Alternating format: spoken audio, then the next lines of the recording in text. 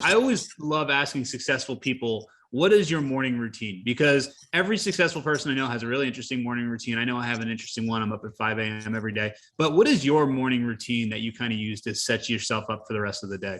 So like you, I'm an early bird. So in part, it depends on the season, because if we're in high school and we're doing night games, that affects the morning. But when we're not doing games and we're in sort of in between season training, I'm usually up at 4:40 because our CrossFit class is at 5:30 a.m. Okay. And so that's like 2 cups of coffee before we go to that thing. And then it's, stretching after that and then getting back. And then usually my family, and depending on the time of year, that it's quiet. It's quiet here.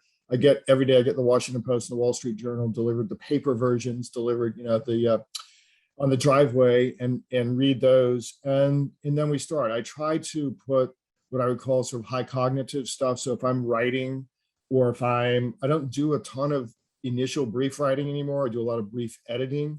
I don't do a ton of initial legal research anymore. I have teams that do that and then bring product to me.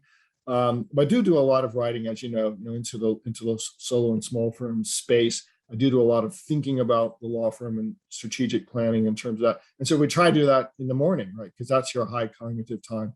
If I can, I'm usually going to the office, 10 or 10:30, and avoiding traffic, right? So you win back some time there by not being in traffic.